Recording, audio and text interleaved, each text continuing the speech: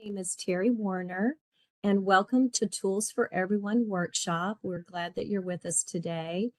Right now, it looks like we have one person joining us today, so thank you for being with us. Hopefully, we'll have a couple more arrive in the next few minutes. I am a positive support consultant lead supervisor for the Department of Mental Health with the Division of Developmental Disabilities. And I have been teaching tools since about 2012. And I just love this training, and I hope you do as well. It's really changed my life for the better. It's really helped me develop healthier, more successful relationships with everyone, with my peers, with those I supervise, with my family, my children, my grandchildren. So it is truly a universal strategy tool that every one of us can benefit from using and using every single day. So if you'll go ahead and put in chat your name and the organization you work with. If you do work, if you're a family member, just go ahead and put your name and where you're from. And the chat box is on the lower right-hand corner of your screen. It says chat.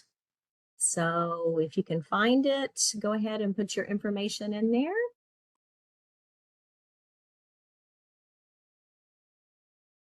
And we will go ahead and get started here in just a few minutes.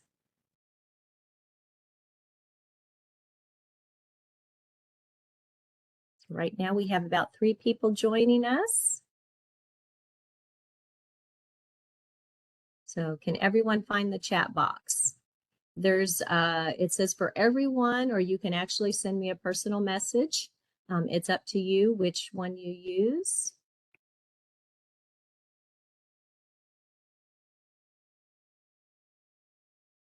Okay, welcome. Is it Therese Baker from DMH? And Teresa, thank you for being with us today. Appreciate it. Okay, so we're going to go ahead and get started. All right, so again, the chat box is in the right-hand corner of your screen. And today is going to be a very interactive training today. So we'll be using the chat to correspond with each other. And also, if you will, go ahead and grab some paper to take notes. I'm hopeful that you'll find some information that you can take back and use after today's training. All right. So the objectives of today, some of the things that we will be talking about and learning are, what is positive behavior supports? And it is a universal strategy tool. Like I stated, it's a tool that that every one of us can benefit from learning and using on a day-to-day basis. We're also going to learn about some fundamental facts about behaviors and how to categorize those behaviors into 4 specific types, and how that helps us target behaviors for positive change. We're also going to be learning about what is coercion and punishment and the effects that are common when we use coercion and punishment as a way to try and change behavior.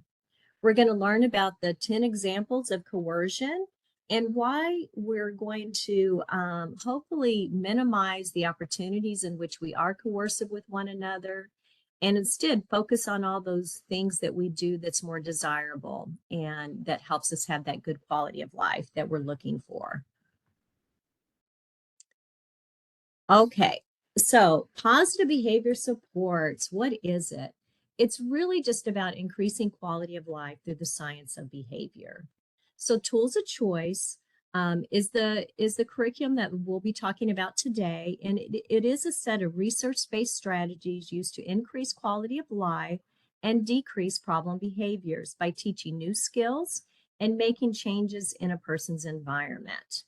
Okay, so the science of behavior, or behavior analysis, has been investigated and demonstrated since the early 1940s. And there's literally hundreds and thousands of studies and demonstration that these principles are highly effective and they really truly work.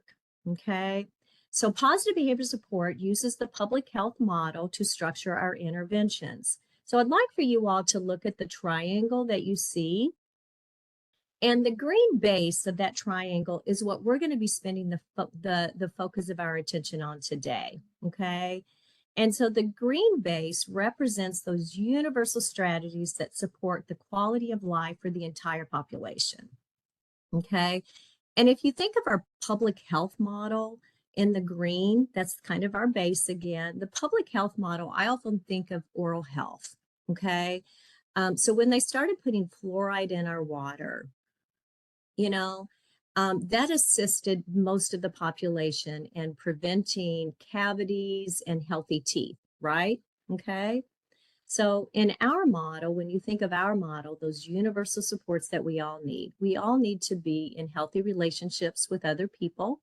We all need to have a positive work environment to go to every day. We also need a healthy, positive work environment to come home to every night. We also need to have a community that we can be a part of if we so choose. Okay. So those are some of those universal supports that we all need in our life to be successful. Okay. So, and again, that represents about 80 to 90% of people will only need these universal strategies to have that great life. The yellow center represents the population that might be at risk for poor outcomes, okay? And the interventions for this population often look like that extra scoop of support that they might need on a short-term basis, okay? So it's that temporary support that's short-term. And it could be, again, if you look at the public health model, you know, you might have a cavity and you might need that short-term intervention from a dentist to fill that cavity. If you look at positive behavior supports, it could be somebody might need social skills training, they might need some communication training, something of that nature that's more short term. And again, this represents about 10 to 15% of our population. And once that short term intervention, then hopefully the universal supports will be effective and that's all they will need. The red category of the triangle, that represents about 5% of the population that might need short-term intensive supports, okay? And again, it's short-term and it's intensive. So the public health model, it could be, if you're looking at oral health, it could be they may need a root canal. That's more intensive support. For us, the positive behavior support model, it could be they might need, you know, some sort of crisis intervention because they're in crisis. They might need a safety crisis plan. They may need some intervention from the behavior analyst, a counselor, someone to assist them with those short-term intensive support needs. Okay. All right. Okay. So what makes this approach difficult to accept? So oftentimes people think, being kind and caring is what Tools of Choice is all about.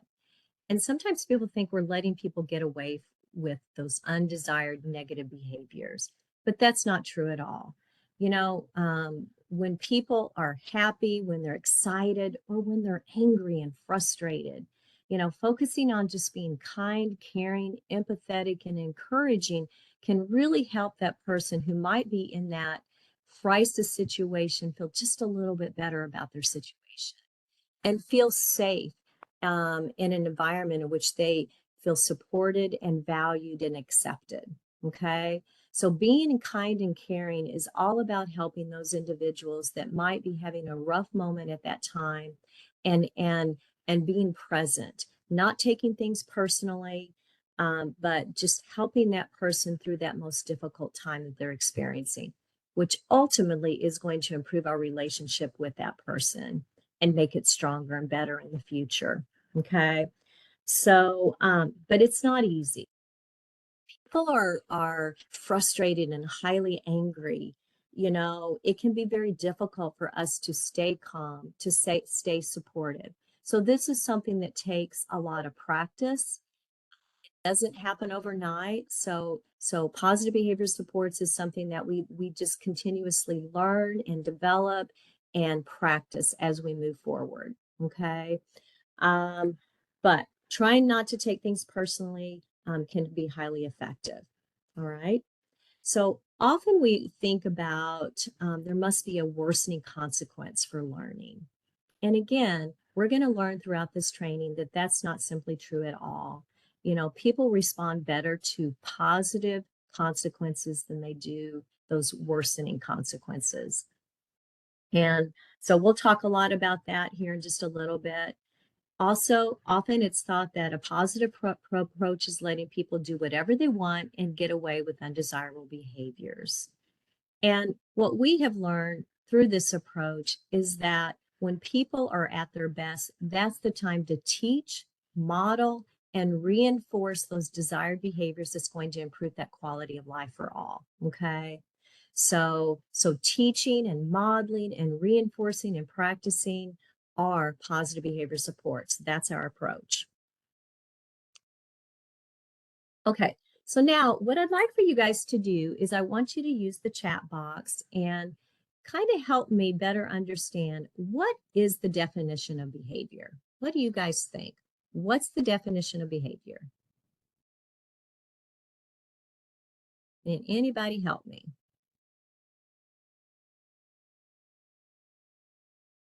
Having a hard time finding mine.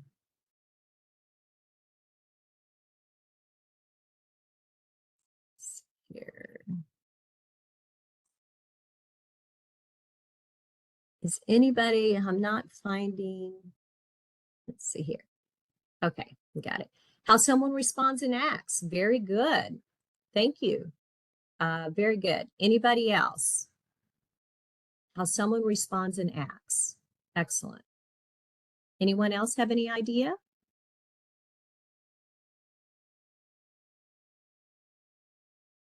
Okay. So behavior, that's great. That's a very good answer. Behavior is anything that can be seen and counted. Again, behavior is anything that can be seen and counted. So that's the definition of behavior. All right.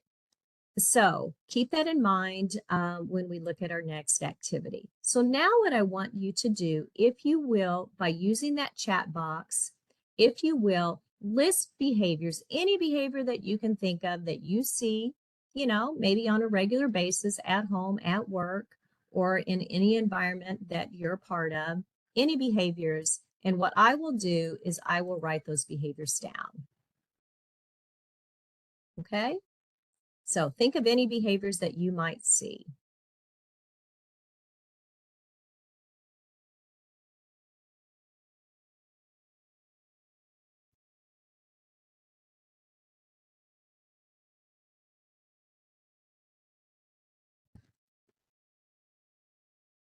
If I can get my thing to work.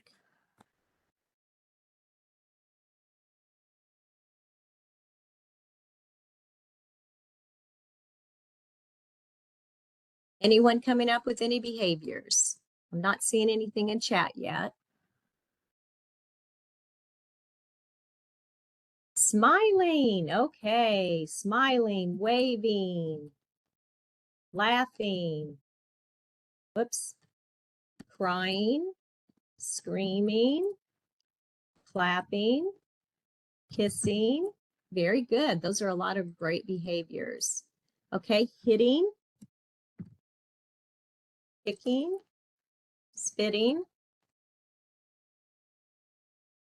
Okay, I think we've got a good list going. All right. Yelling. Excellent. Okay, wonderful. Okay. So let's kind of look at our list here. I'm going to just point out some. So hitting, kicking, yelling, tantrum. What do you think those behaviors have in common with one another? What do you think? Yelling, kicking, maybe spitting, hitting, tantrum. What do you think? What do they have in common with one another?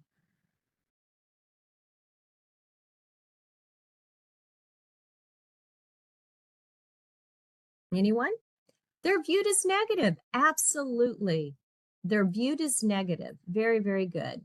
In our society today, when we think of behaviors, most people think of those undesired behaviors, and that's the focus that we spend a lot of our time focusing on and paying attention to, are those undesired behaviors. But I want to tell you, I'm pretty impressed with your list today because you also have put down a lot of those desired behaviors that we want people to focus more attention on and pay attention to, and provide those positive consequences when you see them by acknowledging them, like smiling, waving, laughing, clapping, kissing.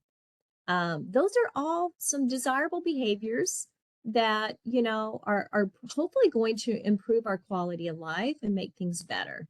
Okay. Now, context plays a role here, and we'll talk about that here in a minute. But so excellent. Very good. Thank you guys for participating. So one thing that we would need to talk about, it's best to talk about behavior as specific actions rather than categories. All right. So we had, if you look back, we had some big old categories such as tantrum. I don't know about you all, but when I think of tantrum, I think of my grandchild who's 2 years old. The way she demonstrates a tantrum is different than my grandchild who is 9 years old. So context plays a role here too. And it's also based on our history with the word tantrum. All right. So it may mean something different to each one of us today. All right. So it's going to be really important that we break that big old category word down into specific actions so we specifically know what tantrum looks like. In an effort, if we want tantrum over a period of time to decrease, if we're doing a lot of teaching and modeling and reinforcing desired behavior, we might want to keep data to see, is it decreasing? Well, we're not going to be able to do that if we just use the word tantrum. So what does tantrum look like? Is it kicking? Is it yelling? Is it stomping your hands on the ground? What specifically is happening with that tantrum? Okay. Same thing with our word rude. You know, we had a word rude. What does that look like? Again, you think about context. You know, rude may look differently if you're in a movie theater compared to being rude at work. All right. So we have to think about that and specifically what it looks like. All right. So what is the person actually doing? Make sense? All right, awesome, guys. Okay, so now, okay, sorry. So now what we're going to do is we're going to talk about when, and so we're going to be looking at the different categories of behavior. So when we see and count behaviors, we categorize them into 4 categories, 2 that are desirable and 2 that are undesirable. All right. And our focus, we're going to challenge you all from today forward to focus on those desirable behaviors that you want to see more of. All right. And so the desirable behaviors that we want to focus most of our attention on are those significant behaviors and the just okay behaviors. All right. So, so we still need to identify individual specific actions to be able to be clear and consistent in our responses to those behaviors so that we can most effectively improve that quality of life that I keep mentioning.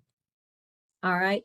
So significant desirable behaviors, those are behaviors that we want to increase, we want to teach, we want to model, and we definitely want to reinforce those because that's going to improve the quality of life of individuals. All right. So significantly desirable behaviors, it could be going to work on time and completing your roles and responsibilities associated with your job. That's a significant desirable behavior that's going to help us receive that paycheck and hopefully going to help us if we're interested in being promoted and things of that nature. So I want you all in the chat to think about some significant desirable behaviors that's going to improve that quality of life for an individual. What are some? Can you think of any? What are we thinking here, guys? significant desirable behaviors that we want to increase, we want to spend time modeling and teaching these behaviors. Exercising, oh my goodness, that's an excellent one, excellent one. Exercising, that's going to improve our health, our quality of life, our longevity, hopefully. And so it's really good for us. Exercising, eating healthy is another one. Therese, very good. These are excellent. Cleaning, keeping a clean house. Absolutely. We feel better about coming home every single day if we have a clean house to come home to. Those are some excellent ideas that we want to teach and encourage others to demonstrate. Greeting others, saying hi, smiling. Very good, Teresa. You guys are doing awesome. Okay, so let's move on to just okay behaviors. These are behaviors that we typically take advantage because they typically happen for most of us. Most of us, we shut the door, right? When we leave for work every day or to school, we shut the door, we lock it. But what if we forget that one time we forget to lock that door? People notice when we forget, but all those times that we shut the door, we locked it successfully, people don't notice it. They don't recognize it. They don't encourage it. And they don't provide any positive consequences for that just okay behavior. So those are those behaviors that are typical, but when they don't happen, people notice. Okay. And so kind of think of that, those just okay behaviors. It could be, if we typically say please and thank you, to others, that might be just a just okay behavior.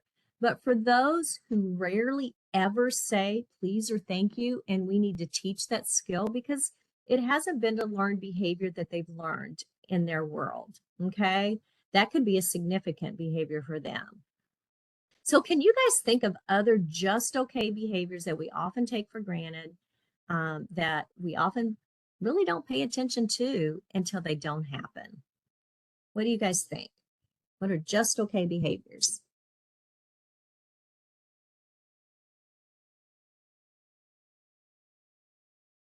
Anybody have any idea? These are a little bit harder, aren't they? Definitely. Put dishes in sink, dishwasher, clothes in the laundry, Teresa says. Excellent. I typically do that every single day. So that's just a just okay behavior for me because it's something I typically do. So, Teresa, so occasionally those behaviors still need to be reinforced. They still need to be provided with that positive consequences occasionally to keep that behavior alive in the future. All right. So we still need to pay attention to it. We still need to recognize it on occasion. All right. Now, again, let's look at context here. For some people, putting dishes in the dishwasher is a significant desirable behavior because it's something that they typically don't do. All right. So kind of think of it that way as well. All right. I think we're getting the gist of this. So the undesirable behaviors that we spend most of our time focusing on are these two. So let's talk about serious behaviors. Those are behaviors that are physically harmful to self, others, property, and illegal, okay, and can be considered illegal, all right? And those are the behaviors that we do need to do something about, okay? And because they could cause real danger to self or others, all right? So aggression, physically harming self or others. That's a type of serious behaviors that we need to interrupt and prevent from happening, hopefully. Can you guys think of any other serious behaviors that you have seen that are serious that we do need to interrupt? We need to hopefully use our Stay Close Hot tool that I'll be talking about later on today to prevent it from happening. Running away, fighting. Those are some serious behaviors, right? Okay, very, very good. Excellent. So let's kind of talk about the next category. This category, annoying junk. This one right here is where we spend the focus of our attention. It's annoying. It gets under our skin. It happens a lot. It's age typical, functioning level typical. but boy, is it annoying. And we react to it often with pretty coercive ways to get that behavior to stop because it's so annoying. Okay. So annoying behavior, it could be burping, it could be complaining, it could be whining, it could be spitting. What are some other junk behaviors that's typical for you all? Can you think of any typical junk? Remember, it's not harmful to self or others, and it's not against the law, but it's really annoying. Absolutely, Teresa. Cussing, rolling eyes, ignoring. Those are all junk behaviors that's not harmful to self or others. But some people cussing, that's really annoying and they don't like it and they respond negatively to it when it happens.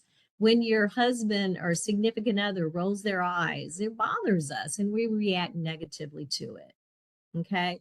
Excellent, excellent examples. Thank you for putting those in. Okay. So just to remember, whether behavior is desirable or undesirable often depends on the context in which the behavior occurs. I keep referring to context here. So let's think of one of our words from our previous list. Somebody put the word in yelling. Okay, yelling. When would yelling be a significant desirable behavior? Can you think of any time? And it's based on context. Context is when the behavior is happening, under what circumstances, and who is there within the environment when that behavior is happening. Okay, so yelling, when could it be significant? Yelling for the Chiefs at a party or game, when you're telling someone to be cautious, keeping them safe. I love that one. Those are some really good ones, right? You know, you're yelling out. Maybe there's a fire. Maybe somebody's about ready to cross a busy intersection. You're yelling them to stop. Those are excellent ideas when yelling is significantly desirable. When would it be just okay? Just okay behavior. It could be what Teresa said up here, yelling for the Chiefs at a party game. That could be, that could be just okay behavior too, or significant. To get someone's attention, absolutely, just okay behavior. When do you think it would be junk behavior? Junk behavior. What do you guys think? Maybe yelling at a peer, kind of raising your voice. Oh, you're so stupid. Why do you act this way? Do not like what is for dinner. Yelling, oh my God, I hate what you're cooking for dinner again. It's so awful. Absolutely. Okay. Absolutely. So there's all kinds of junk behavior when yelling might occur, but again, it's our response to that junk behavior that might potentially increase the opportunity for serious behavior to occur. Okay, what about serious? When would yelling be serious? Yelling. When would yelling be serious? What do you guys think? What if I yelled at a police officer? Would that be serious? I kind of think it might be. If I got it pulled over for a ticket and I started yelling profanity at a police officer, that would be serious behavior on my end, and I might get in trouble for that and possibly arrested. Okay, so that could be when context would be a factor here. So you guys are doing great. When it is out of control, when it's toward parents. Okay. All right. So significant desirable behaviors, again, those are the behaviors that we're trying to increase. We're trying to teach these behaviors because it's going to increase the quality of life for that person. It's going to be good for them to learn these behaviors. All right. And hopefully it's going to help them have more successful relationships, be more successful at school, if they're working on the job, if they want to be a part of their community, it will help them have more success in becoming more a part of their community, being active in some way or another. All right. Okay. So it could be if you're in a movie theater and you whisper, you're whispering. That's a significant desirable behavior that most of us would very much appreciate, right? So in the store, buying things would be a significant desirable behavior that's going to improve our likelihood of being invited back into that store, right? So again, these are the behaviors that we want to encourage. We want to increase. We want to teach these. Filling out a job application for some people, showing up on time for school every single day, taking your medications, learning to cook. Those are some significant desirable behaviors. So just okay behaviors, again, are those behaviors that are common and we often overlook them. And many of us take them for granted.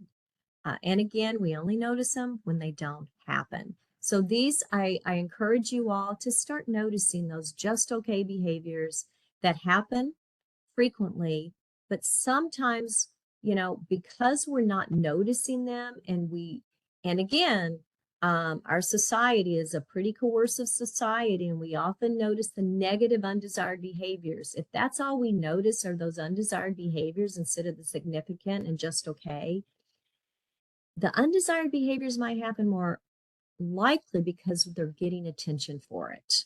They're getting our reactions. And negative attention is still better than no attention, right? So let's beef up our times in which we are providing opportunities to reinforce these just okay behaviors. So annoying junk behaviors, again, they get under our skin.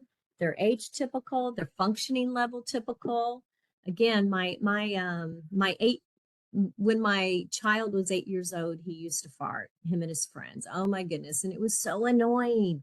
I would take him to soccer games all the time and they would like fart and burp. And boy, I paid attention to it. I reacted to it. And let me tell you, that junk behavior, it intensified. It didn't decrease because they thought it was funny. They got a reaction from me, right?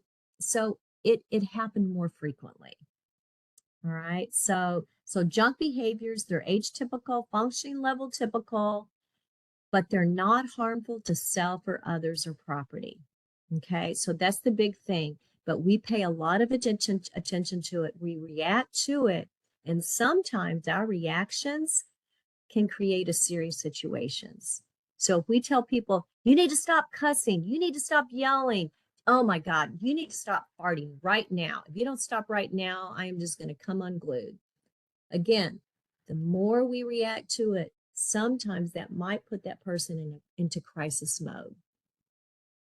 So we have a tool that we're going to learn about. It's called the pivot tool that's going to help us deal with this junk behavior that's often annoying and gets under our skin.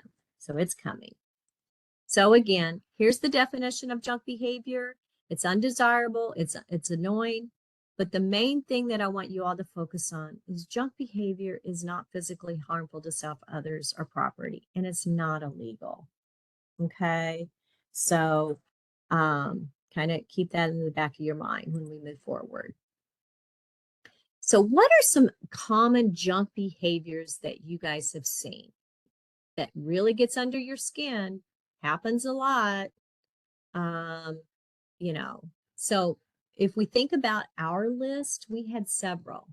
We had yelling was junk. We had tantrums. We had spitting. Spitting can be considered junk behavior. Anybody else think of any that we had on our list? I think we had several in there that were potentially junk behaviors. And again, you got to think of context here, but potentially most of the time they're considered junk behaviors. Anybody have any?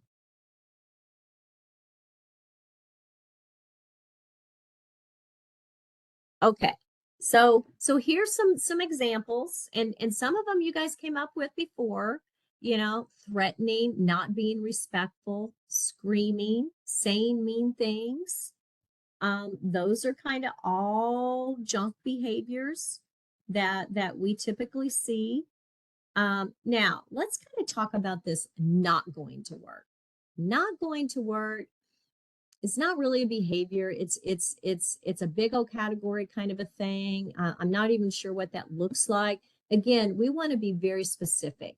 What is not going to work look like? What are they actually doing? Instead of not going to work, what are they doing? All right. Not being respectful. What does that look like?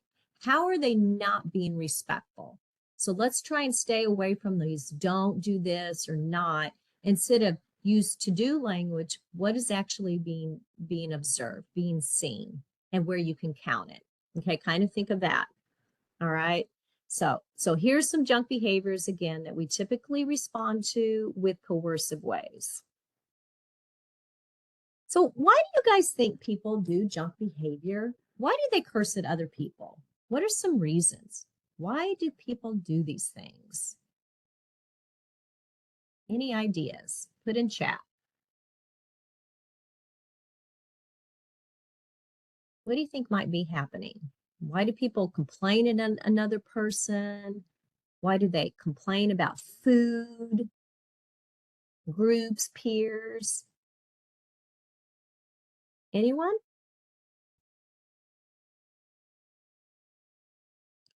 Sometimes it's to get attention, right? Remember, negative attention is better than no attention whatsoever. So sometimes it's just to get a reaction from you. Sometimes it's habitual. They've been doing this behavior for a long periods of time. Maybe they learned this junk behavior from other people in their in their background, and it's just become habitual. Other times it's to escape or avoid something that they don't want to do, like chores or homework. So they do it to get out of something. All right. Sometimes it's to get attention, or not attention, but to uh, maybe have you feel sorry for them or notice them. All right. So there's a lot of different reasons why people demonstrate junk behavior. So we'll learn a little bit more about that as we go forward.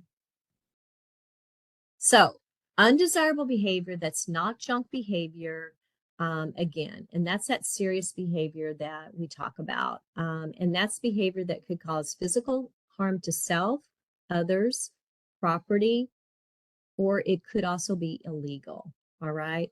So some examples are hitting with force, throwing a chair, stealing, banging head with force. And you guys also came up with many on our list earlier. Somebody put kicking someone else could be a serious behavior. All right. Kicking a football, is significant desirable behavior if you're in a football game. All right. So all of those things could be serious behaviors, and they need to be interrupted and dealt with because of the safety concerns for everyone involved. All right. Okay. So does anybody else have anything they want to mention about serious behaviors? So we have a tool called Stay Close Hot that we're going to talk about here briefly that's going to helpfully prevent that serious behavior from happening. It's called Stay Close Hot. So stay tuned for that one. All right. So what should we do when serious behavior is happening or about to happen? Again, we want to prevent it or interrupt it. Prevent it is the Stay Close Hot tool that we'll be teaching you, or interrupting. We also encourage people that have a history of demonstrating serious behaviors that they have a safety crisis plan in place, because that's going to help us understand what we can do to support that person more successfully and hopefully prevent that serious behavior from happening. We need to know what their triggers are, what typically they do when certain things happen, what supports they need from us, what has helped them in the past be successful.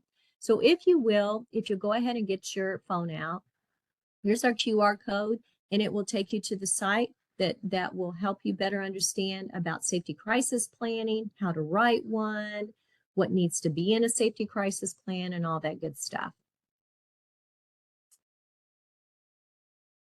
Okay. This is another excellent option for people that might be in crises. you know, it's called the 988 number. And I want to tell you, this is an outstanding resource for many people within our community who are facing crisis situations. Um, there's help over the phone that they can, you know, they call this number and there's someone who is highly trained and supportive to help that person. They also have a mobile unit that they can come to your home and assist you as needed. So this is an outstanding service. And if you're not familiar with it, again, get your phone out, take the picture of this QR code, and it's going to provide you with lots and lots of information on this outstanding resource. All right, so again, here are the examples of those 4 categories of behavior that we need to kind of be familiar with. And again, our focus, our challenge to you today are focusing more on those significant desirable behaviors and those just okay behaviors that's going to increase that quality of life for that person. All right. Okay. So instead of what we call stamping out or trying to get rid of by punishing somebody or spending a lot of focus on these, our efforts, our challenge is to teach, role model, and reinforce these behaviors by practicing and providing feedback and opportunities to continue to learn and grow. Okay? All right. So the fundamental facts of behavior, these are the cornerstones of positive behavior supports that we'll be talking about. All right? Okay. So 1 is behavior is always right, correct, given the person's environment and history. And that's a very difficult fundamental fact for many of us to understand. But what this means is behavior is always right, given the person's environment and history, is that we would most likely act the same way in a particular environment if we had the same learning histories, physiology, genetics, trauma history as that person. So people don't choose to demonstrate undesirable behaviors. They're not willfully being bad. They're just doing what they have learned from past experiences, from the people that they were around when they were growing up. Okay. So watching others, being around certain people, again, they developed habits and learned behavioral responses to deal with different things within their environment. So, so again, and oftentimes people are telling us that something's wrong, something's not right in their world. And so what we need to do, again, is be kind, caring, encouraging, and empathetic, and helping those people deal with those difficult situations. So we can change the environment if we change our reaction to that person, okay, and what they're going through. So being kind and caring, focusing on teaching and reinforcing desired behaviors will ultimately change the environment and will change the behavior of that person over a period of time. Okay. So again, another thing that we talk about is context. So the way I behave when I'm around my peer group that I hang out with outside of work is different than the way I interact with those that I work with on a day-to-day basis. So context also affects behavior. We also have many individuals who are on the autism spectrum, and their physical environment can affect their behavior and the way they respond to different things. So being around a lot of crowds or touch or noise or you know, the ceiling fan buzzing can highly be aversive to someone, and their reaction to that sound or touch or crowds can often be considered undesirable, but it's just an unmet need. They're trying to get away from that noise or crowds. It's too overstimulating. So there's lots of reasons why people do what they do. So again, change the environment and the behavior will change. Number 2, consequences or anything that occurs after behavior. Many, you know, before I attended social work school, you know, I thought consequences were something bad, something negative, but really a consequence is just anything that occurs after behavior, and it can strengthen or weaken that behavior. So important points to remember here. Consequences can be an improvement or a worsening, so positive or negative. And we usually hear this word again as negative, as punishment, but it's not. And the only way we know the effect is what happens in the future. Okay. All right. So that's the only way we know if it works or not. So for instance, Johnny, I'm going to use Johnny throughout this training today. He's my bud. So if I'm kind and caring to Johnny, okay, during good times, during times where he's sad, also during times when he's angry and frustrated. And if I'm kind and caring, empathetic and encouraging, all right, to him, I don't get heightened. I don't raise my voice. Um, I don't make that environment coercive or, unsafe for Johnny.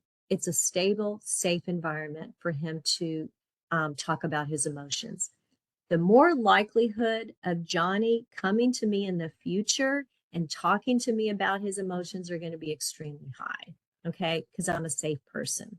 So that positive consequence of me being kind and caring is going to have a payoff, and he's going to be more likely to come to me in the future.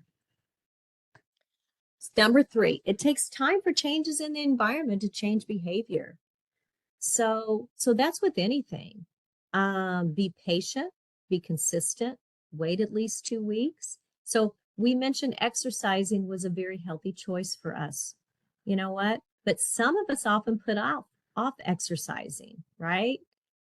It takes time to develop that new habit of getting up and going to the gym, making a change and doing something different to hopefully be more successful at exercising. Maybe creating an exercise goal, a written plan. All right. So again, we have to be patient, consistent, and look to see, are we being successful at our goal of exercising, or do we need to tweak it? Do we need to keep data to see how we're progressing with that goal of ours? All right. If what you're doing is working, keep doing it. If not, tweak it, make some changes to it.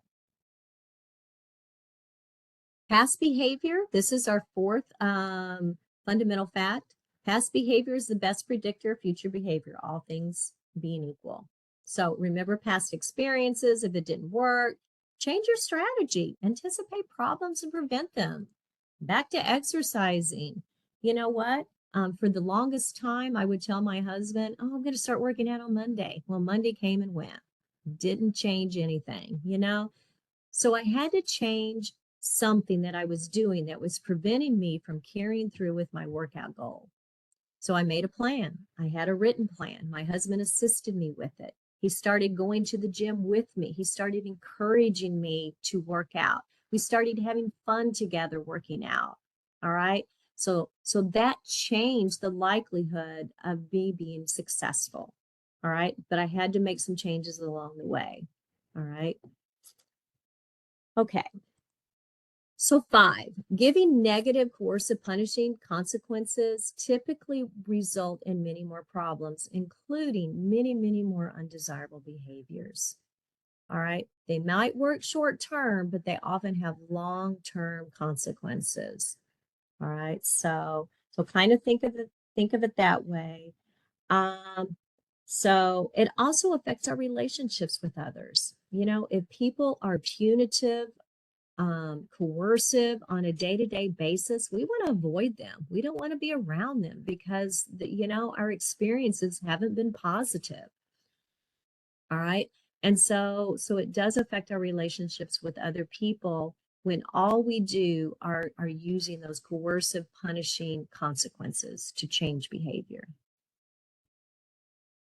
So in the long run, what research has shown us, remember all those thousands and thousands of research that's been done on positive behavior supports, it's taught us very clearly that people respond much more effectively to positive consequences.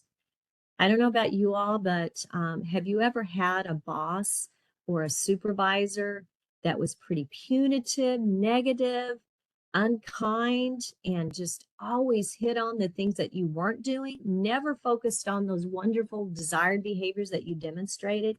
How did that make you feel? Anybody want to put in chat? Did you ever have that experience?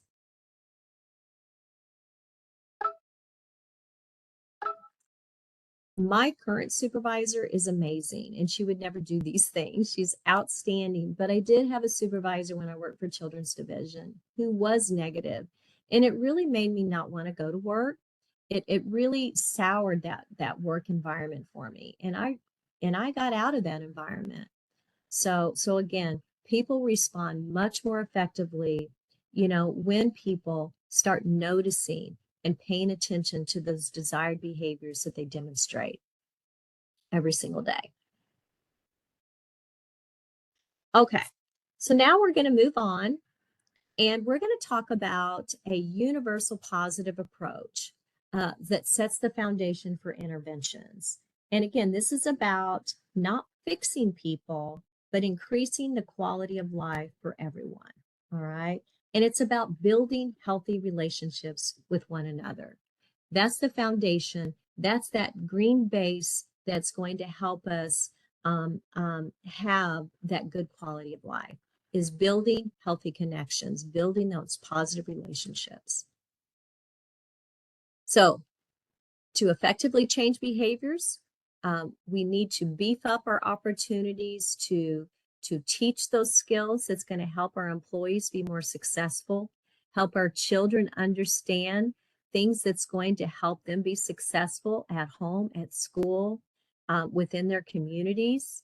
So modeling those things that's going to help them be successful, finding opportunities to practice those skills that's going to help them, increase their quality of life. And most importantly, providing those positive consequences, socially, letting people know when they've demonstrated those desired outcomes or they've made improvements. All of those things together is going to increase the quality of life of those around us. So what are target behaviors? Again, these are those behaviors that we want to teach, we want to increase, or we want to replace. All right. Can you guys think of any target behaviors that you want your staff or your children to learn to help them have that better quality of life? What do you guys think? Anyone?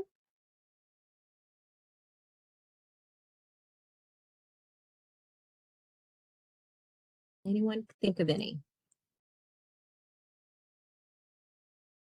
I think someone put one in earlier, going to work on time, completing their expectations at work. Those are desirable behaviors that we want to teach, we want to encourage, we want to spend our time focusing on. All right. Okay. So our objective today is for you all to spend much more time focusing on these two bullets. Teaching desirable alternative behaviors is going to help that person have more successful relationships with other people, a better environment at work, at school, in their communities. We want to strengthen and increase desirable behaviors by paying attention to it, by reinforcing it. The last bullet, weakening and decreasing undesirable behaviors by focusing on behaviors to replace. This is the one that we're going to hopefully spend less time on. In the first two bullets, we're going to spend much more of our focus on. Okay. All right. So motivating desirable behaviors by putting more emphasis and attention on desirable, healthy behaviors, minimizing undesirable behaviors. Again, we're not letting people get away with things. We're beefing up our opportunities during calm times to teach, model, and reinforce and practice those desired behaviors. Okay, so that's our focus with positive behavior supports. We're not letting people get away with things. We're just changing our focus. We're shifting to teaching and encouraging skill building opportunities. Make sense? All right. Okay. So I'm just going to do kind of an example of something. So picking my nose. if I was picking my nose, do you think most people would respond to that by saying, "Oh, that is so gross. That is so nasty. You need to stop doing that, Terry. Oh my gosh, I can't believe you're picking your nose." So again, we want to challenge you to not focus on me picking my nose as much as you can. And we got a tool that's going to help you with that a little bit later. It's called the pivot tool. Okay. So stick with me. So how can we minimize our reaction to someone who might be picking their nose? Any ideas, guys? How can I minimize my reaction and not focus on that undesired junk behavior? That's a junk behavior. It's not harmful to self or others, but boy, does it get under our skin. Any ideas, guys? Put it in chat if you have any suggestions for me.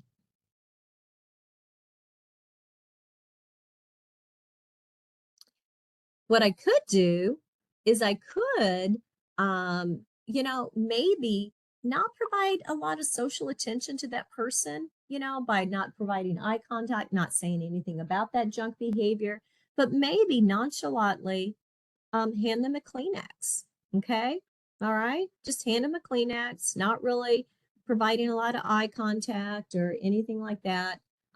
Not ignoring them, handing them a Kleenex, I'm kind of maybe looking over in that direction or at them real briefly and then turning my attention elsewhere. That's minimizing that behavior, the attention to that undesired junk behavior.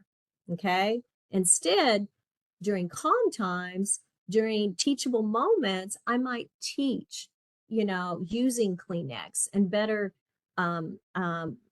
ways to, if you have, if you need to take something out of your nose, how to do it more successfully and appropriately. All right. So during calm, teachable moments. All right. So again, as you all have noticed, we repeat things throughout this training, and it's just because we want to help you understand, the fundamental facts of positive behavior supports is to focus on those desirable behaviors and try not to spend as much time on those undesirable, inappropriate behaviors that we want the person to stop. So changing our focus is what we want you to do in the future, to encourage you to do. So again, just kind of keep in the back of your mind, changing anyone's behavior will likely require a change in our focus while interacting with them. So just like the picking of the nose, I have to change my reaction if I want that behavior to change. Again, the more that I focus on that picking of the nose with undesirable responses, with coercion, by you need to stop, you need to quit doing that. Oh my gosh, that is so gross. Chances of that behavior increasing are probably going to be likely. Okay. So I got to change my focus. All right. And because it might be habitual, that behavior might have happened for many, many, many years. Change may happen slowly. And so it's good to keep data to see, are those behaviors changing? And focus on, small changes. Because look at small things that the person is doing that they're improving on. So, and be patient, be kind. So, coercion and its effects. This is something that we're going to talk a lot about in the next several slides. Okay. So, coercion is a person-delivered punishment, such as threats, humiliation, put downs that result in poor relationships and undesirable behaviors. Okay. So, as you all know, we live in a very coercive culture. We do. And oftentimes it's learned behavioral responses from our upbringing, from watching the news, social media. All right. So some of these things that I'm going to be talking about, we all do, are coercive. Every single one of us in this, that are here today are coercive in some way towards others. So my challenge to you is recognize the times in which you are coercive, make a plan to prevent it, try and minimize those opportunities that you might be in the future, and just do the best you can. Okay. But we are all coercive people. All right. So can you guys think of some ways in which we live in a coercive society? You know, these are things that we see and hear about every single day. Anybody? How do you feel like some things that we see and do every single day that depicts that we are a pretty coercive society?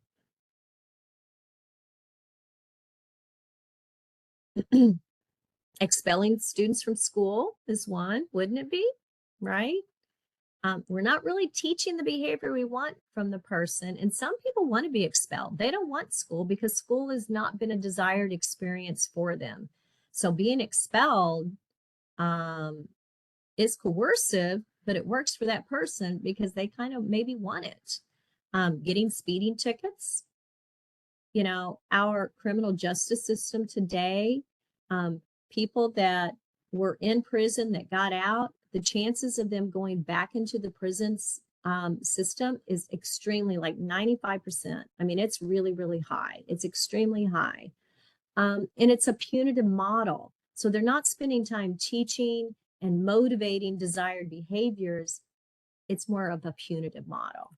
All right. Okay, so these coercive techniques that I'm going to be talking about, we all do it, all right? But we're just going to try and make a plan to prevent it from happening, all right? So again, trying to teach by punishing will often, what we call, corrode your relationship, make people not want to be around you, avoid you, escape your presence, get back at you in some way, so it's really going to have a negative outcome in the long run. Again, it might work short term, but long-term effects. And most importantly, guys, we're often, when we use punitive ways to teach, punitive ways to deal with behavior, okay, undesired behavior. We're not teaching what we want the person to do instead. We're not teaching those desired alternative behaviors that's going to help them have more success. So those are some things to think about. So the word discipline, man, when I thought of, back then it was like consequences. I always thought discipline was something punitive, something bad. But it's not. Discipline is it's all about modeling and teaching and motivating the person to be interested in doing desirable behaviors across different situations. So math and science and English they're all disciplines. Okay, it's something that we teach. All right, so so before we look at the list again, I just want to reiterate real quick that we're all coercive. Even Gandhi was coercive at some points, I'm sure. So kind of think about that, and don't be too harsh on yourself, because I'm still coercive today. I just really, since 2012, I've made a plan to prevent being coercive as much as I possibly can. I now recognize those times in which I am, and I've really solidly tried to step up my game to make a plan to prevent it from happening. Okay, so that's all we can do. All right, so the 10 examples of coercion that I'll be talking about are questioning, sarcasm, force, taking away, talking about bad behavior, arguing, criticism, threats, despair, and lecturing. These are all common ways in which all of us use types of coercion to stop somebody from demonstrating that junk or undesirable behavior that's getting under our skin, or that we don't like, that's really bothering us. Okay, and again, it's not really effective, and it really kind of corrodes our relationships with that person. There's many other types of ways in which we're coercive, but these are the ones that we're going to focus on today. So questioning is asking a question you don't want answered to. So And it could mean to embarrass or make someone feel guilty or maybe even dumb. Okay. Questioning, so your kid comes home late past curfew and you ask all these questions. Where have you been? What have you been up to? You're supposed to be home at 10 p.m. What are you thinking? What are you doing? Are you crazy? Do you want a spanking? How many times have I told you to come home on time? So questioning is not, hey, how's it going today? Question is, what are you doing? So your facial expressions, your body language, your tone is heightened. It looks angry. It looks upset. And often questioning, it's in the heat of the moment, because you might be fearful or upset, and it doesn't end in often a good outcome. You feel bad, the person feels bad, they're not learning anything, and it's really kind of affecting our relationship with that person at that moment. Okay. So questioning, we all do it, we're all guilty of it, but it doesn't have the desired outcome that we often want. So arguing is another one that we have all done, I'm sure. Arguing with our spouse, our significant other, our child, even our peer at work, arguing. It takes two to argue, but both parties end up usually losing. That's not a win-win factor here. And both parties might end up feeling a little bit worse than before that argument occurred. Okay. And arguments are often reactions again, rather than planned responses. All right. And again, we have to watch that nonverbal communication. 93% of the way we communicate is nonverbal. So it's that facial expressions, body language, and tone. So, so we all have different views and positions. When we argue, the stronger and further away distant those views, positions become. So arguing, it's just something that we all do, but it doesn't make everybody or anyone feel good. Sarcasm. When I think of sarcasm, I think of my brother. My brother is highly sarcastic. And sometimes, it's all in fun and but sometimes he has this little sting to it that, oh, it hurts my feelings. And I go away feeling just a little bit, not so good. But do I let him know that? I try not to. But it over the years, it kind of has affected my relationship. And at some point I did have to have a talk with him because it wasn't just affecting me, it was affecting my children. But he just meant it as a teasing, kind of fun stab, but it can also be very hurtful. Okay. And some people may not understand sarcasm. Many people that I personally work with, they don't understand sarcasm. All right. So we've got to be very, very careful. So it's saying the opposite of what you mean or making fun of someone either maliciously, but most of the time it's playfully. Okay. Most of the time it is playfully, but it has that little sting to it. All right. You're not the brightest crayon in the box, are you? It could be done in teasing, but it can still have that little sting. Force. This is verbal, physical aggression, sometimes both, to make someone stop doing something, okay?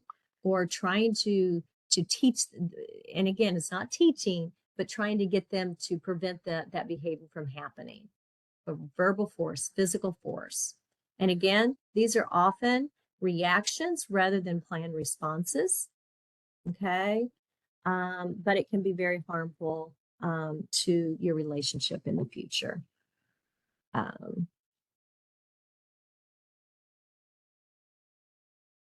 So threats are I know as a mother of children and grandchildren, over the years I've used some threats. I'm not going to deny I haven't, but boy do I try and minimize when I do today. So threats so you remind or point out that bad events will follow if the undesirable behavior continues. So this is one that I will say that I have used. I even saw it used when I was in the airport not too long ago. And this family was headed to Florida on vacation. And the mother said to her, like, I don't know, this child was like 2 or 3. If you don't stop doing the, I can't remember what the child was doing, wasn't sitting down. If you don't stop and sit, and if you don't sit down in your seat, I'm not taking you to Disney World. I'm not going to do it. You're not going to Disney World if you don't stop. Well, the chances of that child not getting on that plane and going to Disney World was very, very not going to happen. Mom's already bought the flight, the flight, the package. It's not going to happen. So there was no follow through here. So the chances of that child learning anything were slim to none. What they did learn is that mom often threatens but doesn't follow through. Okay. So if you don't go do your homework, you're not going to go to the mall this weekend. Well, the weekend comes along, the child goes to the mall. So oftentimes our threats are empty threats. And again, we're not teaching that desired behavior that we want the person to demonstrate. Okay. So we have a tool that we're not going to be able to talk about today, but it's set expectations and helps people better understand those expectations ahead of time. That's going to help them have more success in the future. And if they demonstrate them, then they earn a positive consequence over and beyond what they typically get. If they don't demonstrate the desired behaviors, they simply don't earn that positive consequence. So instead of using some of these coercive techniques, set expectations is a great tool. Criticism, criticizing people for doing something and like making a bed. Oh my goodness, didn't I tell you to make your bed? It doesn't look like it's been made. It looks horrible. You need to get back in there and make that bed. You call this sweeping? It's not sweeping. You've got all kinds of dirt on the ground. You need to get back in there. Come on. What are you doing? So criticism, again, it's our facial expressions or tone. Instead, we want to encourage you to focus on the attempt, something that they're trying to do. Reinforce that attempt, that improvement.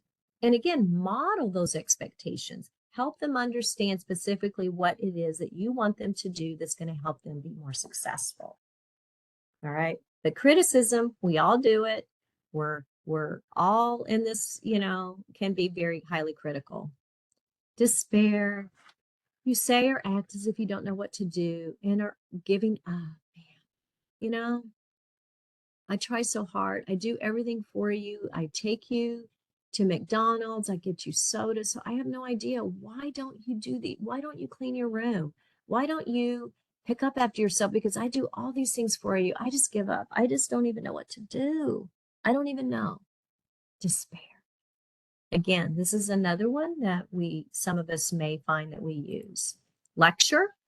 I remember my dad growing up, man, did he lecture. He kept talking about the same thing repetitively. I already knew what he was going to say. Okay. It was talking too much, repetitively repeating the same thing over and over again. I already knew it, but boy, he kept on and on and on. Okay.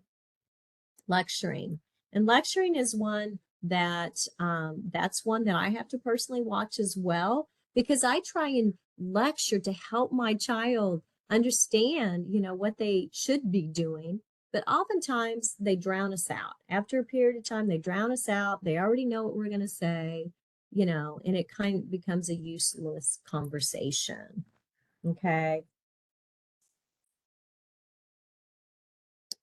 I think of Charlie Brown too when I think of lecturing. Wah, wah, wah, wah, wah.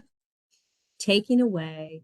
Taking away is another one that most of us have probably used at some point. So when an undesirable behavior happens, sometimes we take away phone privileges or we take away TV time. And instead, with the set expectations tool that if you want to learn more about, you can attend another one of our trainings. It's about set expectations again. So taking away, we're not teaching that desired behavior that we want. In fact, we're often teaching some undesirable things. So using set expectations, making our expectations highly clear, and providing a consequence if the person demonstrates those expectations successfully, but not giving that desired or that positive consequence if they don't. Okay, so it's on them. So it's a much more effective, positive way to teach behaviors. So talking about a person's bad behavior with the person present, That's another one that we often do, especially in my line of work, with people that support other people, shifts staff coming on duty, and saying, oh my goodness, I can't believe Terry just, oh, she had several temper tantrums today, right in front of her, and that can really have a negative impact on our relationship with that staff or that person that continuously talks bad to another person in our presence. Okay. All right. So let's briefly talk about the effects of coercion. So when coercion happens, and again, we're all coercive, we just want to encourage you guys to think about, first of all, the different types of coercive techniques that you often use when undesirable or junk behavior occurs. So kind of think about what your go-to is, what your pet peeves are, and how you typically react. All right. And then I want you to think about some of the effects that you've seen when you've used these coercive techniques. So oftentimes people try and avoid you. Sometimes they might try and get even in some capacity. Sometimes they might escape when you enter the room. All right. And oftentimes, again, it's a learned behavior. People learn coercive behaviors from watching others throughout their lifetime, their history. Again, if I go back to being very critical and with people that are trying to demonstrate desired behaviors, but we're so critical that we're not even noticing the attempt or their effort or their improvement. What we're noticing is what they're not doing.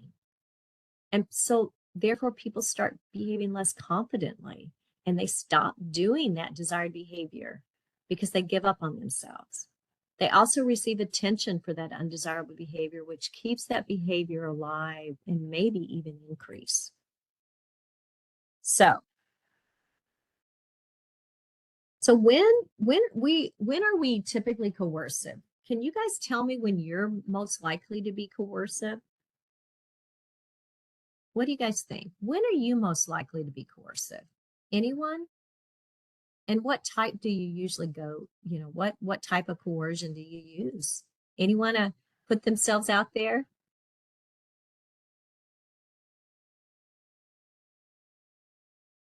So we got, I'm not seeing anything yet. Anybody? Teresa? Therese? Anyone?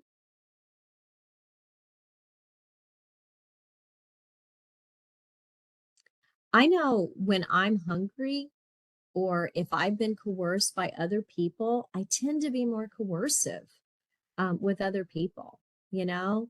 Um, if I'm really tired after a long day of work, and if I notice that my husband hasn't assisted with, maybe putting up his dishes, I might be a little bit more reactive.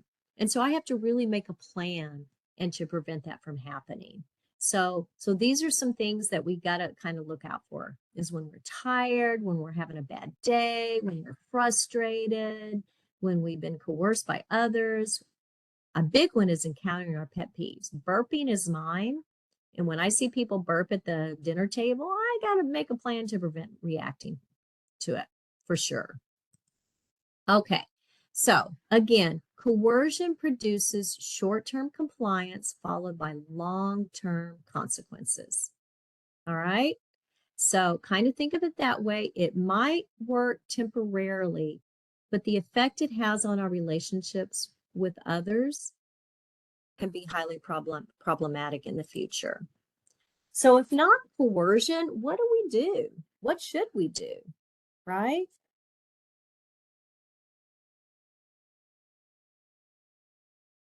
Make a plan. Okay. So that's the thing. We have to make a plan and we have to try and prevent it from happening in the future. So we have to recognize what our own pet peeves are when we're more likely to be coercive. Those are some things that we can do. Okay. So we also have to think about, we're going to have to kind of think about what bad or worsening situation occurred that triggered the undesirable behavior? Okay. So I often think about triggers. What are the triggers that that person, um, in their history of demonstrating undesirable behaviors? What often happened before that undesirable behavior happened? What triggered the event? All right. It could be they got a bad phone call from their mom, or they didn't make the basketball team and they were very upset, or maybe somebody was coercive towards them, you know. So, what was the trigger?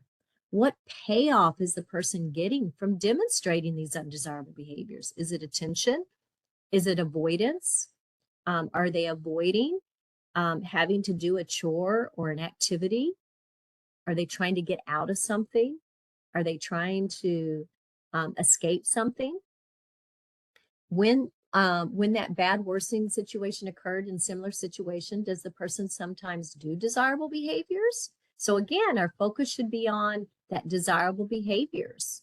When have they demonstrated desirable actions in the past under similar situations and it went unnoticed?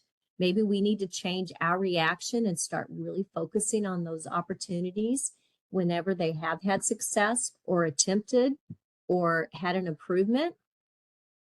Okay. All right. So asking these questions here, what does the person need to learn to do? What needs to change in the environment, including my response to that person's behavior? So all of these things are questions that we need to ask ourselves in order to change the outcome of that behavior from happening. Okay. So kind of think of it that way. So another thing that we can do is to work on building a more healthy relationship with those around us. All right. Because that's the cornerstone of positive behavior supports is building those connections with other people. Remember, establishing that caring, trust relationships with other people can highly be helpful. So being kind, supportive, empathetic, encouraging, and always focusing on the desired behavior of others. So in Tools of Choice, we talk about ways in which to have a stay close interaction with someone. Random, routine, cool, and hot are the 4 different categories that we talk about. All right. So just kind of wanted to mention those. And random are just random times throughout the day, you know, just having a connection with somebody for no apparent reason, you know, just stopping what you're doing and randomly going down the hall and having an interaction with somebody that's positive. All right.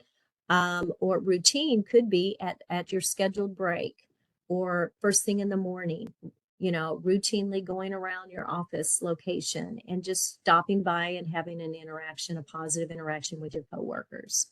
Cool is when somebody's having a good moment. You know, maybe they got that promotion that they were wanting, or they got an A on their test. So those are cool moments in order to have a positive interaction with somebody. Hot is during those really sad times, a worsening's occurred, or they're frustrated or they're angry about something. You can have a stay close interaction with somebody. And here are the steps in order to build that connection with other people, to build that relationship. The first step is moving towards the person and remaining with an arm's length.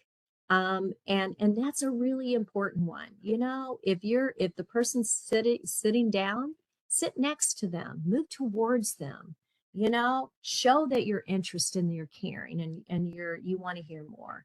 Touch if appropriate to the situation, handshake, high five, touch on the arm, you know, again, that can show that connection. We all need touch in our lives, so giving that fist bump can be very appropriate and help build that relationship. Again, 93% of all communication is nonverbal, so that caring facial expressions, that tone of voice, relaxed body language, that can all show and help build that highly connected relationship with another person. Okay. So that facial expression, you know, that smiling, good tone, can really make an impact. So having your arms relaxed, looking at the person with your eyes, can be highly effective. Okay. And try to start all of these things within 15 seconds of starting that close interaction.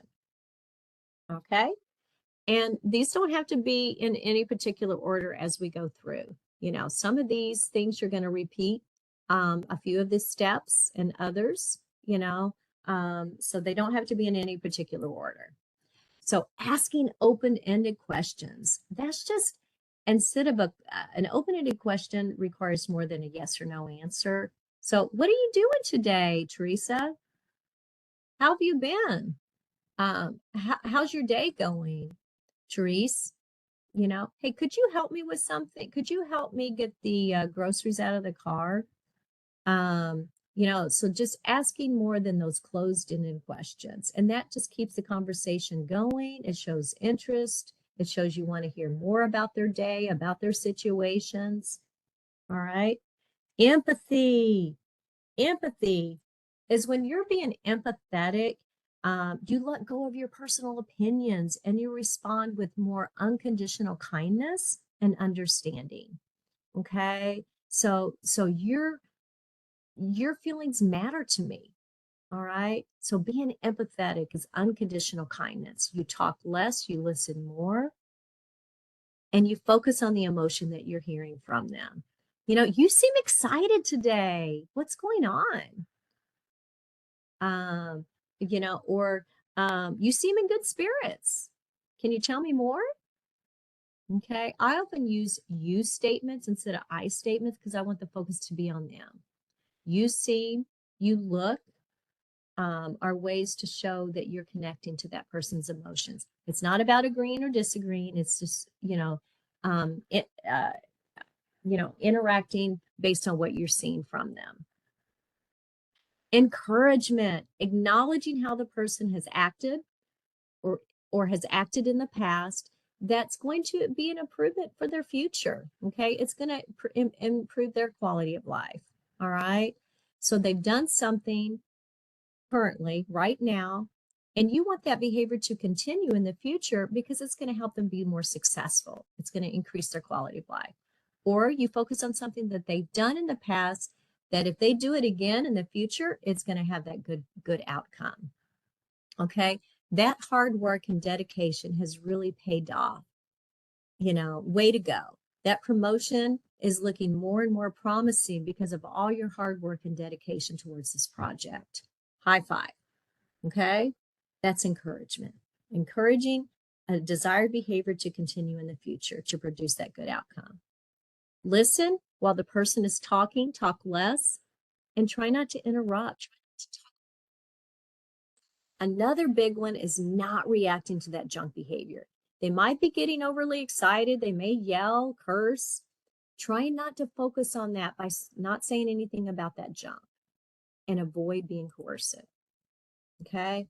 So empathy again is just being able to take the perspective of another and communicate that to the other person. Encouragement. I already said, say something to let the person know that you believe they can do this again. That desired behavior can continue to happen in the future.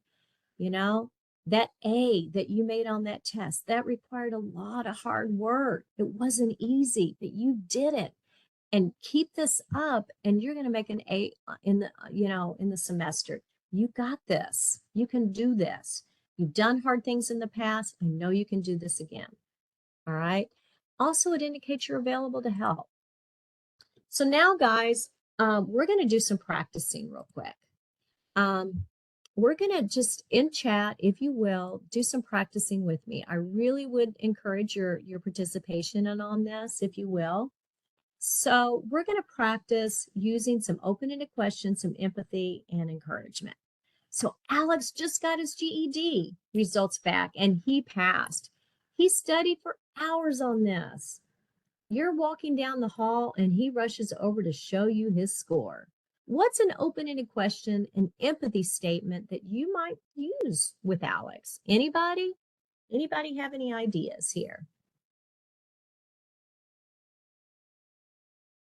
What's an open-ended question you could ask Alex that just walked down the hallway and he passed his GED. He's excited.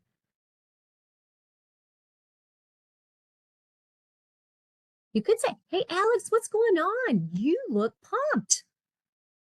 So, Alex, what is going on? That's an open-ended question. You look pumped. That's empathy. You're recognizing the emotion that he's exhibiting. You look pumped. What's an encouragement statement? Wow, an encouragement. You know what? You want to encourage that behavior, that desired behavior to happen in the future. Wow, man, Alex, this hard work has really paid off. All that studying, that dedication, it has just really paid off. Look at you, buddy. High five. Way to go. And keep this up, and you're on your way towards your goal of getting into that college that you've been wanting to get to um, apply for. Awesome job. Keep it up. Encouragement. Okay. All right. So we're going to, because of the time, we're going to go on to what we call the pivot tool. All right. Pivot. So what else can you do? Pivot around junk behavior. All right. So pivot. So first of all, let's kind of just kind of look at some junk behavior. So how does junk behavior pay off for the person? Again, why do we do that yelling? Why do we do that cursing? Why do we do that spitting? Why do we whine, complain? All that junk behavior that gets under our skin, but it happens a lot and we react to it. So the reason we're doing it is often to get attention. All right. Because we're not getting it any other way, to get you to comfort them, to feel sorry for them, to get a reaction from you. And sometimes people do it because they want to see you get angry. They want to shock you. They want to get some sort of reaction from you. Maybe they're bored and they just want to get some kind of reaction. All right. To get you to give in. If you complain enough, maybe you'll get out of cleaning that room. All right. To make you to go away. So again, the more coercive efforts, maybe they don't want to be around you and they want to escape or avoid you. All right. And it's often, to get you to do something for them. And it's what people do. Okay. So these are some reasons why that junk behavior pays off. Okay. So again, often episodes of serious behavior start with junk because it's our reaction to it. So in my field of work, I've seen many instances where staff unintentionally have responded to somebody's junk behavior by, "You need to stop slamming that door," or "You need to stop cursing. That is so disrespectful. You just need to stop." And the more that they react to it and that facial expressions, body language changes and their tone becomes louder, the more likelihood that Johnny over here is going to intensify and become more escalated. It's often our response to that junk behavior that creates serious situations. So what do? We're going to teach you how to use the pivot tool. Okay. So the pivot tool is a very hard tool that we have to pay a lot of time understanding how to use, and we have to practice this tool to be successful. Okay. So what we're going to try and do when you see that junk behavior that's getting under your skin and you really want to say something about it, we're going to try and encourage you to not react. Do not say anything about that junk behavior with tone of voice, facial expressions, body language. So don't say anything about it, but most importantly, look at your 93% of your communication, that body language and facial expressions, tone. Okay.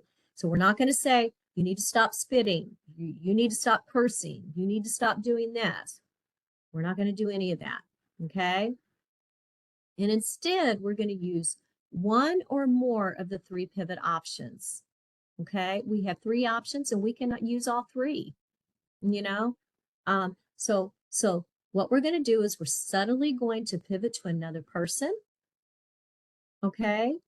Which is, so let's say that Johnny, I'm just going to give you a scenario here. Johnny is doing the dishes and I'm drying the dishes. And Johnny and I are having a good conversation about the mall prior to the junk starting. Then he starts to kind of whine a little bit about doing the dishes. Well, so to pivot on Johnny's junk behavior, what I'm going to do is I am going to pivot to another person. So Sally enters the kitchen to get something to drink. So I was facing Johnny and we were talking about the mall. Now I'm pivoting my body, like in basketball. I'm pivoting. I'm not leaving anywhere. I'm just pivoting my focus from Johnny to Sally. And Sally, I'm going to say, hey, Sally, how's your day going? Okay, Johnny's still kind of whining. Within 10 seconds of Johnny stopping whining, I am going to pivot back and I'm going to start engaging with Johnny again. I'm not saying anything about the whining. I'm going to continue to talk to him. And I might even say something about the desired behavior that he's now demonstrating. That's my focus. Hey, Johnny, wow, look at you, man. Those dishes are looking awesome. You know, you are just so responsible in cleaning your dishes and doing your chores. High five. Way to go, buddy. Very responsible actions that you demonstrate every single day. So you notice I didn't concentrate on the whining. That's one pivot option. Pivot it onto an activity. Johnny starts whining. Instead of focusing on the whining, I'm going to pivot on my activity. My activity is the dishes, is the drying the dishes. So he starts the whining. My focus is on just putting up the dishes. So I'm not going to say anything about the whining. I'm not going to react to it. I'm going to put the dishes up. When that whining stops within 10 seconds, I'm going to pivot back and start engaging with Johnny again. And again, my focus is going to be on the desirable behavior that he's demonstrating, if I can. Just my pivoting back and providing social interaction is a pivot. But if I can say something about the desirable behavior, I'm going to. Another option is just pivoting on the person. And that one's pretty easy. It's the easiest out of all 3 pivots. That one, I'm not pivoting away to an activity, my activity, or another person. I'm pivoting on the junk behavior that Johnny's demonstrating. So I'm pivoting on the person. Johnny starts the junk. I'm not going to say anything about the junk, about the whining. I'm just going to, hey, continue that conversation about the mall. So what are you going to get at the mall today? What are you interested in? What are you looking for? He's whining about the dishes. I'm just going to continue to talk to him as if the junk behavior wasn't happening. I'm not ignoring it. I'm just continuing to talk to him about what we were talking about. Okay. So I'm not ignoring the behavior or him. I'm not ignoring him. So those are the 3 different pivot options. All right. So when you pivot on the person, you do not have to wait the 10 seconds. You just keep conversing with the person as if the junk's not happening. So again, in this case, I'm not going to say, Johnny, you need to stop whining. Oh my gosh, you need to stop complaining. I'm just not going to react to it. I'm just going to continue talking to him as if the whining's not there and continue that conversation about the mall. The other 2 options, pivot on activity or another person. I'm going to wait at least 10 seconds because the reason I want to wait 10 seconds is I want to not provide attention to that junk behavior. I want it to kind of minimize or stop and focus on that desired behavior, okay, because that's my focus. I want to focus on the fact that he's doing the dishes. And that's going to improve his quality of life. That's a responsible action that's going to improve his quality of life, help him in the future. Okay. So those are the things that I'm going to do. And how I'm going to respond is say something about that desired behavior or responsibility, maybe high five him, praise, touch, appropriate privilege. Okay. And you may have to repeat pivot many times before that junk stops. The main thing is you minimize your reaction to it. Okay. You stay cool and you avoid being coercive. So why not just ignore it? Anybody? What in the world is the problem with just ignoring? Ignoring could be, guys, just walking away and not coming back. You know, somebody starts whining, you know, and walking into another room.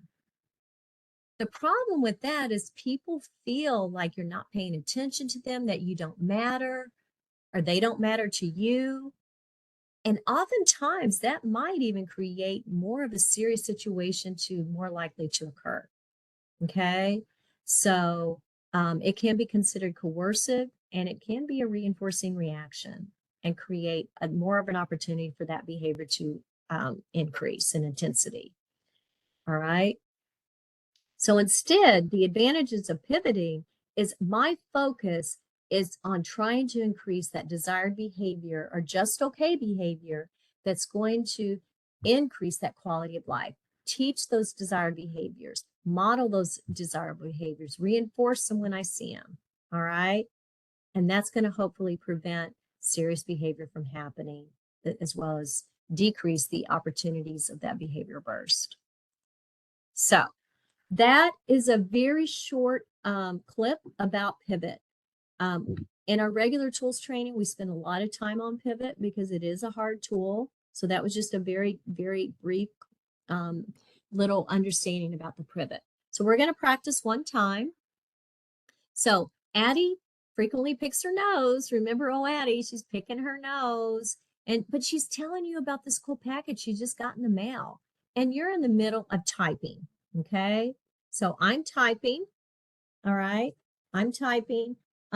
So what am I waiting for? So Addie's picking her nose. What am I waiting for to pivot back?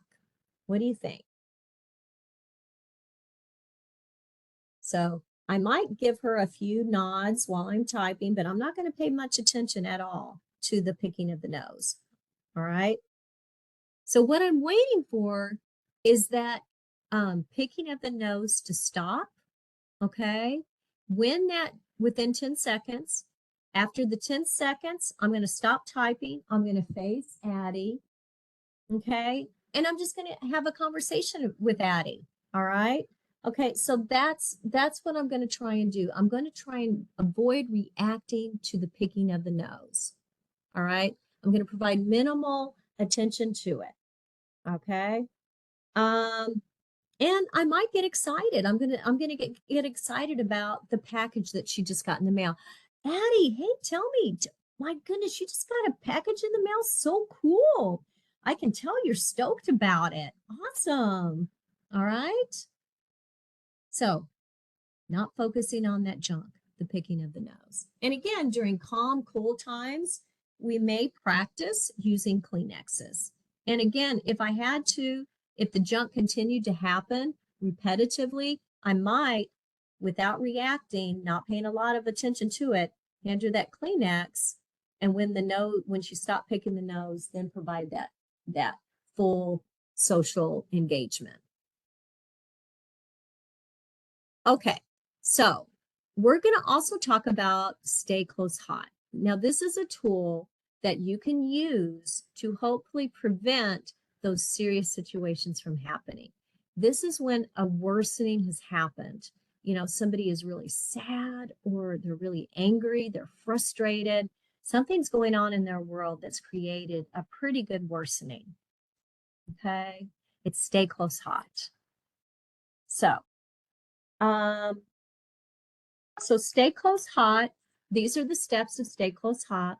The steps in bold are used differently when you're building meaningful relationships with others. All right. So the steps in bold are those that are used differently. Okay. So with Stay Close Hot. All right. And again, they may go out of sequence here. You don't have to go in sequence when you use Stay Close Hot. So the first one is don't react to junk behavior or coercion. All right. So we're going to use our pivot tool. We're going to stay calm, caring, and concerned. And most importantly, if somebody's yelling at me, I'm going to lower my voice and I'm going to do everything I can to stay caring, concerned, relaxed, and beef up my empathy and encouragement statements. All right. I'm going to avoid reacting to the junk behavior. All right. By using coercion. All right. So that's the first one. Number two, usually move to the person and remain within arm's length. This is one that you have to understand context. Usually move in. If history has shown you, and if you don't have a good relationship with that person, moving in may need to come later in the cycle of stay close high. All right. If you don't have a relationship, or if that person, when you move in, maybe they have a trauma history, maybe moving in represents danger to them. So this one may need to be moved down. Okay. If somebody is angry, that's the one you got to watch. Where somebody is sad and you have a relationship, moving in can be very calming and helpful. So context is important here. So, Johnny, you seem upset. Would you mind if I move closer and sit next to you? So sometimes I'd ask, is it okay if I move closer to you? Touch is another one. Touch, if appropriate to the situation. If somebody's sad, just reaching out and touching their shoulder, can be very calming to that person. But on the other hand, if somebody's really angry and heightened and they have a trauma history and touch is aversive, that may need to come later when the person is more calm. Okay. So touch is one that we have to be careful with, and context is crucial here. Asking open-ended questions. And Johnny, what happened? You really seem upset. How can I help? Okay. Listen more, talk less. Again, that calm, caring voice. Listen, try not to problem solve, try not to fix the situation. Just being present, being in the moment can be very, very helpful with stay close high. Listen, talk less. Use empathy statements. Again, Johnny, you seem really frustrated. What can I do to help? Okay. So empathy, trying to connect to that person's emotions. You're not agreeing or disagreeing. You're not telling them what to do. You're focusing on, man, they are really angry, and you want to be there to support them. You seem very frustrated with your housemate. Can you tell me about it? Okay. Encouragement. This isn't easy. It's not easy talking about your feelings, sharing. This can't be easy. I just appreciate you coming to me and talking to me. It's not an easy situation, but you're doing it. You're talking. Okay. It wasn't easy going into your room, when you were really frustrated with your roommate, but you made a safe decision. And I know you can do it again. Yesterday you were angry with your housemate and you walked away. That wasn't easy. I know you can do it again. You've done it before, you can do it again. Encouragement. You're going to repeat above until the person is ready for the next step. Okay. So you don't move too fast here. You stay with OEE is what we call them, the golden nuggets of tools. Ask open-ended questions, repeated empathy, repeated encouragement statements until you start to see that person kind of calm down and feel just a little bit better about their situation. All right. After that, when you start to see that person start to feel just a little bit better, maybe they were screaming and cussing and yelling, and now they're a little calmer. They're kind of modeling what they're seeing from you. All right. The more calm that you model, the more likelihood they are. Then it might be time to direct to an alternative behavior. Johnny, yesterday we practiced deep breathing. Would you like to practice that now to help you a little bit? Okay. So, but you have to teach these skills during calm times, deep breathing, those self-management techniques, walking, listening to your radio, whatever it is, journaling, teach that during calm times. Another thing you can do if they haven't learned alternative desired behaviors, Johnny, would going outside, out on the porch, maybe getting a drink of water be helpful? You know, trying to get them away from that environment that kind of escalated the situation into more of a calming environment. And most importantly, use reinforcement after de-escalating or directing, you know, and use a lot of encouragement statements. You know, praise the person for talking to you, for demonstrating that more desired behavior, because in the past history, they've used aggression, they've kicked, they've used physical aggression to demonstrate these emotions. But today, they may have yelled, they may have screamed, but they came to you and they started talking. Okay, so reinforce those desired actions.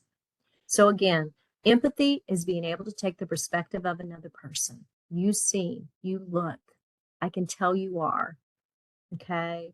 And that really does help people who are having a worsening, you know, got fired from work, got into an argument with their girlfriend broke up with them. Not trying to fix it, but be present in the moment. Empathy. All right. So we're just going to practice one of these, and this is about Sam. And Sam has just had an argument with her roommate. She frequently lays in bed for hours crying when she's upset. But you know what? Today she did something different. She's still crying, but she texts you about the fight and says, "Ugh, I'm so over this. I'm not going to take this crap anymore." So she did something different. She put a text in and she connected to you. So what can you do? What is that OEE that you can use with Sam's sad call? What's an open-ended question you can use? Anyone?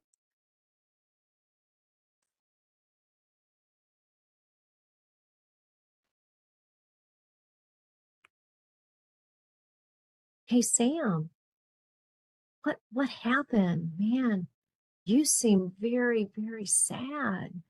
Can you tell me what's going on? You know, she's crying, but you know, you know, hey, Sam, what happened? You seem really upset. Empathy. Wow. Encouragement. Wow. You know what? It couldn't have been easy to reach out to me. But you know what? Um, I just appreciate that you felt comfortable and reaching out and talking to me about your feelings. It's not easy to do, but you did it.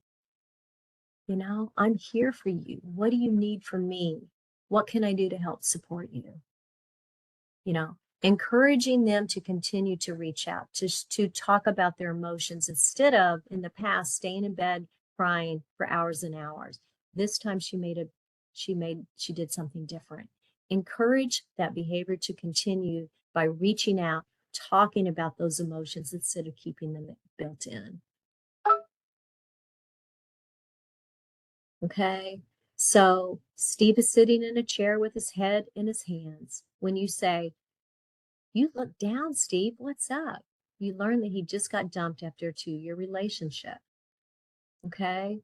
So again, with Steve, what is Steve doing that is helpful in this tough situation? What kind of encouragement can we provide to him?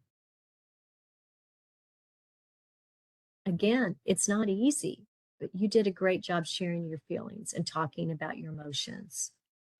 You know, that's not easy. It's not an easy thing to do, but again, I appreciate you coming to me and talking and sharing. It's got to be hard, you know? It's not easy, but I appreciate you talking about this with me.